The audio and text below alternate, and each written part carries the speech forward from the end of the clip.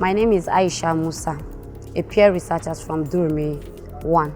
I'm going to talk about the challenges that we are facing with Okada riders these days. When the Okada wants to pick you, he will not even think that, okay, I'm taking somebody, let me drive carefully. No, he will drive rough. When you just talk to him, Okada, please move with me softly now, you will say that, madam, are you not seeing the road? Okay, if I'm seeing the road, doesn't mean that if you move softly, at least you can reach safe with somebody, but they will be running so that, madam, if I walk softly, do you think that how many people am I going to pick a day for 50 naira? So you see, this is not easy with us, with the Okada people. My name is Patience and I'm a peer researcher with the project Women in Transport. It was basically about what women face with transportation, the safety, the hazard and cost of transportation. Okada is the easiest form of transport that will get you to where you are much faster, but the dangers we discovered is some of them are already drugged. They've taken drugs. You see it in their eyes. You see red eyes. You have to, or when they are approaching you, you will see the way they ride. There are people that will just come and all of a sudden brake in front of you. Those are the kind of things, basically looking at the rider before you board. At any moment, the total area of a motorcycle tire in contact with the ground is just the size of an identity card. As a result, the tire tread must have enough depth to make sure the motorcycle doesn't slide or lose control easily on a wet surface, causing a crash. The tread of the tires needs to have thick, chunk grip like a new shoe. If the tread is old and worn out, then you are very likely to lose control. How can we tell if the tire tread is in a good condition? If you look at the tire and the rubber is almost smooth or without any defined grooves, the tire is in poor condition and you should refuse to travel with this bike. It is much safer to look for a bike with tires that have good tread depth.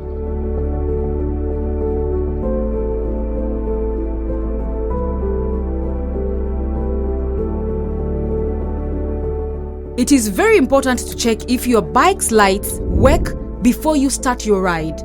These are important because they increase the chance that cars and other road users will see you on the road even at daytime and therefore not hit you by accident. If one of the lights, for example the brake light, is not working, do not travel with this bike. There is a risk that when this bike is using the brake, other road users will have no idea before it's too late because there will be no warning coming from a brake light. This means there is more risk of being hit from behind. Look at the front and rear of the bike before you get on it when the bike has been started. Can you see a rear light on? Does the brake light work? Does the headlight work? And is it bright enough for the rider to clearly see the road ahead in the dark? If not, choose another bike. Wearing a helmet is one of the best ways you can avoid serious injury or death when traveling on a motorcycle because it helps to avoid brain injury. 8 in every 10 people who have a motorcycle crash can be protected from death if they wear a helmet at the time of the crash. Why is preventing brain injury so important? The brain is a very important part of your body and controls every movement, breath, thought, and word spoken, but it is easily damaged. It is made up of soft tissue and a lot of blood vessels. If it gets hit, it can bleed easily and cause serious permanent damage or death. This is why it is most important to wear a helmet. But how does it work? The helmet works because it acts as a shock absorber. On the outside is a hard shell and the inside is a layer of thick foam. This is helpful because it reduces the impact to your skull and slows down the speed at which your brain hits your skull in the event of a crash. This helps to reduce the amount of possible bleeding and damage to your brain in a crash, giving you the best chance of survival. Always wear your helmet and make sure you fasten the strap securely under your chin so that it doesn't come off in a crash. Let us demonstrate this with a fresh egg. An egg is like your head. On the outside, there is a thin hard shell, like your skull, and inside is important soft material essential for life. If we drop the egg on the road with no protection, what will happen? However, what happens if the egg wears a helmet? Remember, the helmet has a hard outer shell, just like this container. Inside is a material that is softer and acts like a shock absorber. Now, what do you think will happen to this egg in a crash? The egg is okay and has been protected by the helmet. However, sometimes even with the helmet on, you may still suffer a head injury or other injury. For this reason, it is very important to also remember all our motorcycle safety advice to reduce the chance of being in any kind of motorcycle crash. Always consider what your rider is wearing, as it may be a factor in his or her safety. It is better if they are wearing clothes with the reflective stripes, because this increases the chance that they will be seen by other road users due to their lights reflecting off the stripes. This means you are less likely to be involved in a crash because the other road users didn't see you or the bike.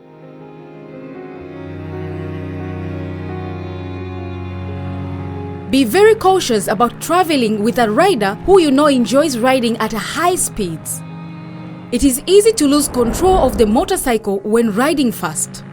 It also means that other road users are less likely to see you because you are not moving at a steady pace as expected. If you find that you are riding with a rider who starts to race his motorcycle very fast during your journey or is riding faster than you feel safe, alert him to your concerns. Ask him to slow down. You are paying the money for your trip, so you have the power to tell him that you need to arrive alive. Some riders drink alcohol before they ride their motorcycle. You may see them drinking alcohol, or you may notice that you can smell alcohol when you ask them for a ride, or you may notice that their eyes do not look normal. Do not travel with a rider who has been drinking alcohol. It does not matter if he's usually a safe rider or he seems an intelligent man. Alcohol quickly reduces the speed at which the brain can process information, which means that if there is a danger, he may not react fast enough, and this can cause you to be in a crash. It is better to have the inconvenience of choosing another rider than use one who has been drinking alcohol. Arrive alive.